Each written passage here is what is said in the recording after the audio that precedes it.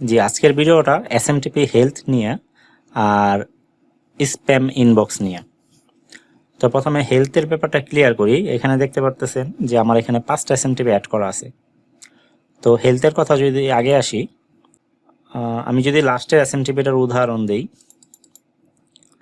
মনে করেন যে আর কোনো এসএমটিপি নেই, আমার একটা এসএমটিপি আছে, তাহলে উদাহরণটা দিলে ভালো মতো বুঝবেন। এখন আমি 100 মেল যদি সেন্ড করি এই এসএমটিপিটা দিয়ে, তাহলে আমার হেলথ কমবে। মেল সেন্ড হইলে হেলথ কমে, মানে সহজ ভাষায় যদি বলি, মেল সেন্ড করলে হেলথ কমে, আবার মেল ওপেন হইলে হেলথ বাড়ে।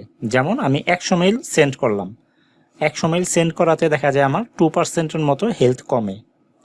আবার দেখা যায় আমার 40টা মেল ওপেন হইল, আমার 2%-এর মতো, মানে 2%-এর বেশি হেলথ আবার বাড়ে, তাহলে আমার 100 আবার পূরণ হয়ে গেল। এখানে আরেকটা বিষয় আছে যেটা হেলথ কমে, এটা হইলো যদি বাউন্স হয়, ইমেল যদি বাউন্স হয় তাহলে হেলথ কমে। ঠিক আছে, এটা একটু বেশি কমে। আপনার একটা মেল সেন্ড করলে দেখা যায় হেলথ কমে 0.02%, কিন্তু একটা মেল যদি বাউন্স হয় তাহলে হেলথ কমে ডিরেক্ট 2%। ঠিক আছে, আশা করি বিষয়টা বুঝতে পারছেন। এখানে হেলথ কমার হইলো দুইটা কারণ। একটা হইলো আপনার মেল সেন্ড করলে হেলথ কমে, মেল বাউন্স হইলে হেলথ কমে। আর হেলথ বাড়ে শুধু একটা কারণে, মেইল ওপেন হইলে। আচ্ছা, মেইল ওপেন না হইলে হেলথ কমে, এটা আমরা বুঝলাম।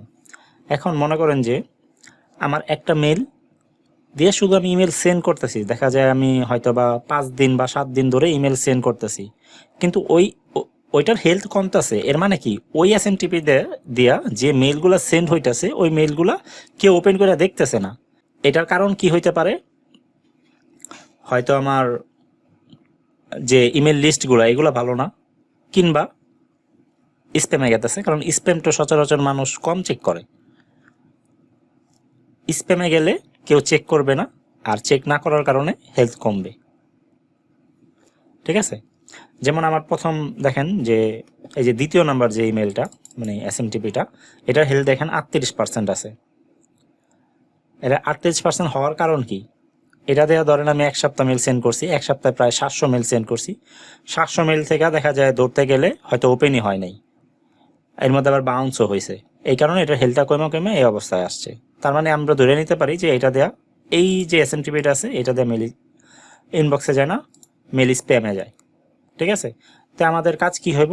এইটা আমাদের লিস্ট থেকে সরায় দেওয়া, অথবা এটাকে অরমাপে দেওয়া। তো যেহেতু এটা নর্মাল মোডে আছে আর এটা ডেলি লিমিট 100 আছে, ঠিক আছে, এখন আমার যেহেতু স্প্যাম হইতাছে এই এসএমটিপি দেওয়া, কারণ হেলথ কমতেছে, এটার কারণে একটাই হইতে পারে, স্প্যাম হইতাছে, অথবা আমার যে ইমেল লিস্টগুলো এগুলো ভালো না, এগুলোর মধ্যে অনেক বাউন্স হয় বা এরকম কিছু একটা। তো আমি ধরে নিলাম কি আমার এই এসএমটিপিটা খারাপ, কারণ আমার বাকি এসএমটিপিগুলো ভালো। এখন আমি এটা ইরেট করব, তো আমরা এটা ওয়ার্ম আপে দিয়ে দিব। ঠিক আছে, এখন নর্মাল মোড থেকে আমরা ওয়ার্ম আপ মোডে দিলাম 15 দিনের জন্য, আর ডেলি ইনক্রিজ লিমিট দিলাম আপনার 2 অথবা 1ও দিতে পারি, কারণ আমরা এটা 15 দিনের জন্য না, এটা আরও একটু বেশি দিনের জন্য ওয়ার্ম আপ করা দরকার, কারণ এটার হেলথের অবস্থাটা খারাপ। ঠিক আছে, কিন্তু এটা আমরা সাবমিট দিলাম না, এটা আমরা পরে দেখতেছি। এখন এই যে আরেকটা, হ্যাঁ, এটার অবস্থাও বেশি ভালো না। ঠিক আছে, যে একটা মেসেজ দিছে, warning, slow down and need warm up. এটা ওয়ার্ম আপ প্রয়োজন, কারণ এটা দিয়েও ইমেল স্প্যামে যাওয়ার চান্সটা বেশি। দেখা যায় এটা দেয়া হয়তো স্প্যাম হইতেছে বেশি, এই কারণে এটা হেলথটা কমতেছে, কারণ স্প্যামে গেলে মানুষ মেইল ওপেন করে না, ওপেন না করার কারণে এইখানে হেলথও বাড়ে না, এই কারণে আর কি এটার হেলথটা শুধু কমতেছে।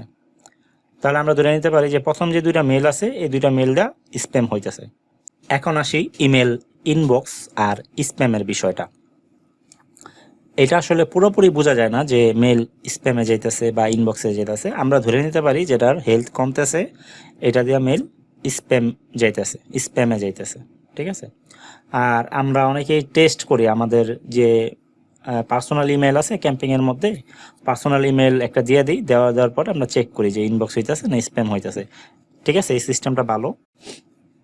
চেক করার, কিন্তু দেখা যায় যে ধরেন এই মেলটা দিয়ে আমার কাছে মেইল আসলো, ঠিক আছে, এই মেলটা দিয়ে বা এই মেলটা দিয়ে আমার কাছে মেইল আসলো, আর দেখলাম কি স্প্যামে গেছে, ঠিক আছে। এখন আমরা ধরে নিই কি যে এই মেলটা মনে হয় যাই সেন্ড করা হইতেছে সবই মনে হয় স্প্যাম হইতেছে। এটা আসলে একটা ভুল ধারণা।